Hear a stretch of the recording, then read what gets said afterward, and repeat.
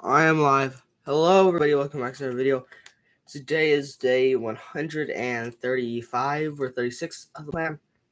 And so, yesterday I read through Ecclesiastics chapters 1 through 4 really fast. And so, today I'll be definitely taking it slow because yesterday I watched back through it and that was hard to stay on track with. Anyways, look at the Bible now. I'll be reading Ecclesiastics chapters 5 through 8 today, and then tomorrow I'll be finishing off Ecclesiastics reading chapters 9 through 12. So let's get started in chapter 5. Caution God's presence. Guard your steps when you go to the house of God. Better to approach in obedience than offer sacrifice as fools do, for they ignorantly do wrong. Don't be hasty to speak, and do not be impulsive to make a speech before God. God is in heaven, and you are on earth. So let your words be few. Just as dreams accompany much labor, also a fool's voice comes with many words. When you make a vow to God, don't delay fulfilling it, because He does not delight in fools. Fulfill your vow, but that you do not vow, then that you vow not fulfill it. Do not let your mouth bring guilt on you. Do not say in the presence of the messenger, well, it's a mistake. Why should God be angry with your words and destroy the work of your hands? For many dreams bring futility, and many other words, therefore fear God. For your results, the realities of love. I'm not like it.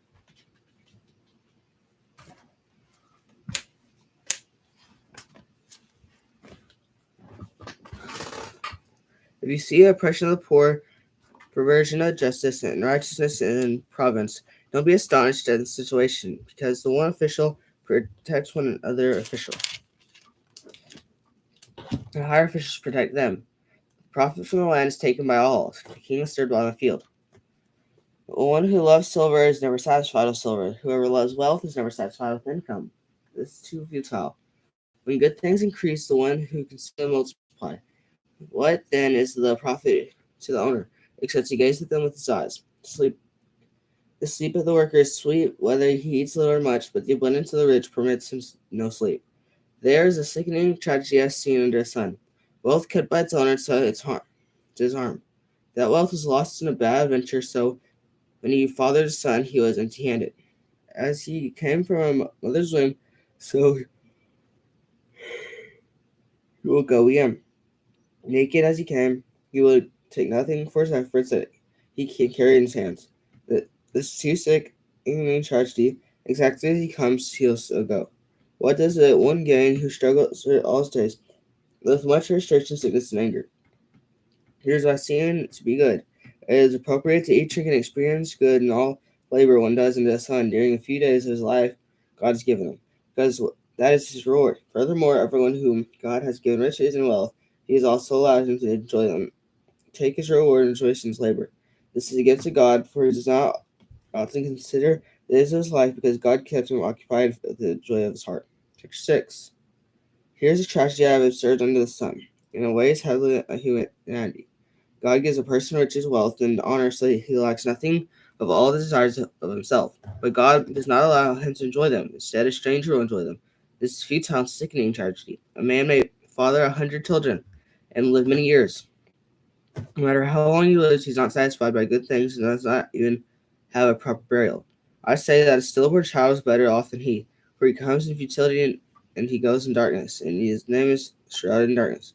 Though a stillborn child does not see the sun and is not conscious, has more rest than he, and a person lives 1,000 years twice, does not experience happiness. Do not both go to the same place?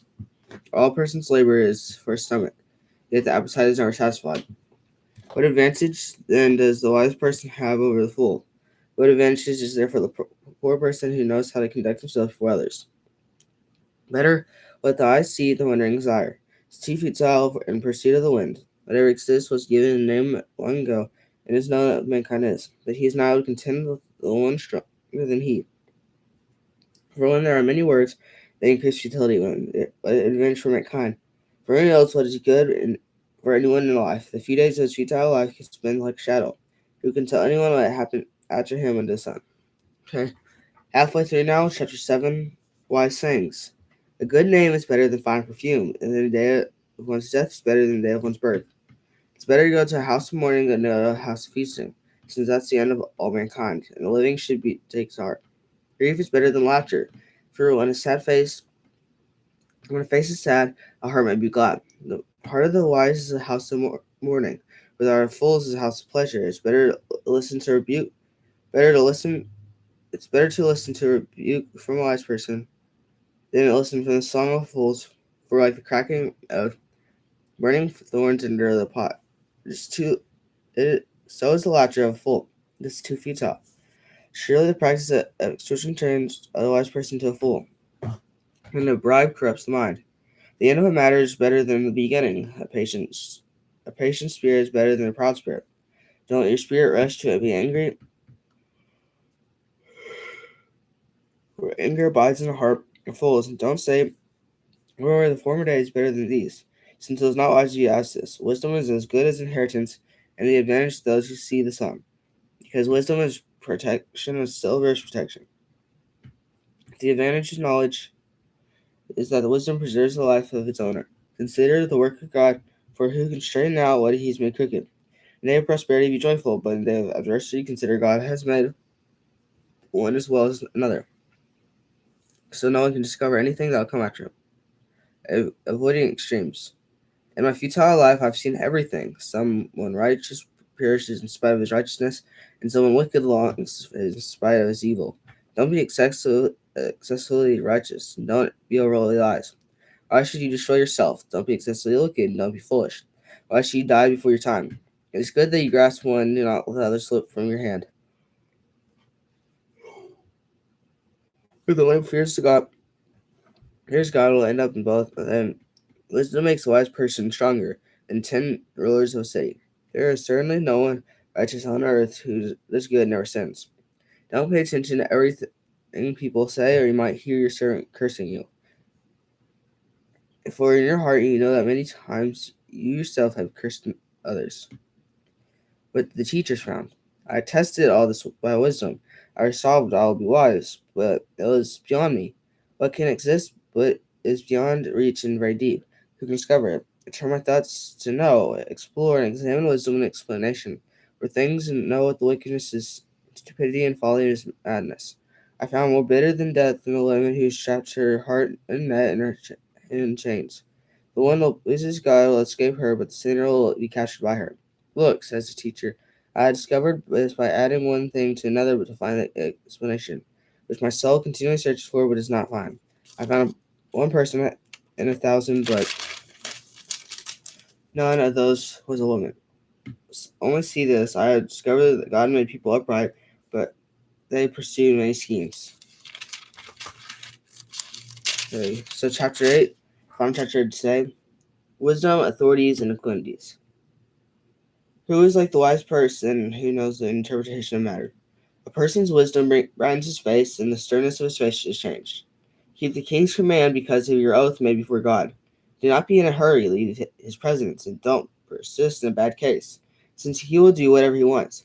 For a king's word is authoritative, and who can say to him, "What are you doing?" The one who keeps command will not experience anything harmful. A wise heart knows the right time and procedure.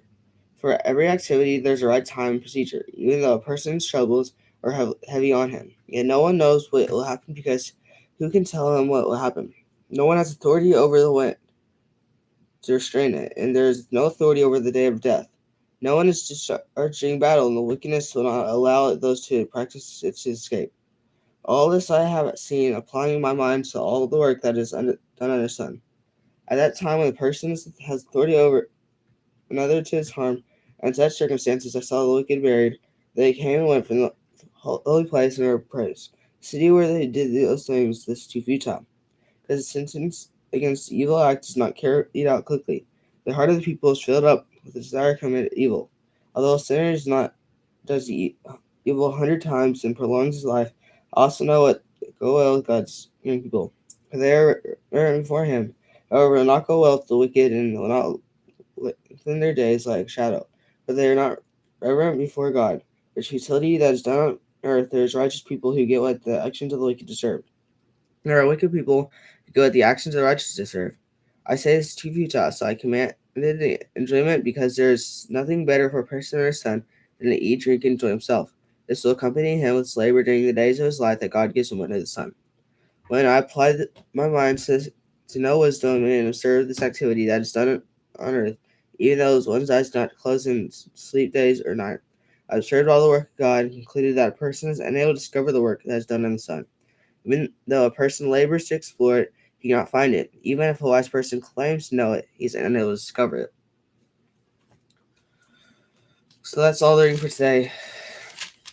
And it starts out in chapter 5 talking about caution, God's presence, and the realities of wealth, and just some wise sayings of his, and how you need to avoid extremes, and what he found as teacher, and wisdom, authorities, and qualities. He really seems to think, or I don't know what to say. I don't want to word it in a bad way, but like he seems to think that it's better just not to be born than to have to live on Earth because of all the stuff he's seen. And from some areas, I can kind of barely see like the way he's thinking, but also like I'd much rather exist than not exist right now. It's better to take others to God than just never exist in the first place. Well, I don't know, but I'm not sure if I'm completely interpreting this right. I'd rather not. I'm just gonna stop talking. I forgot what I was saying. Hope that guys have had an amazing day so far.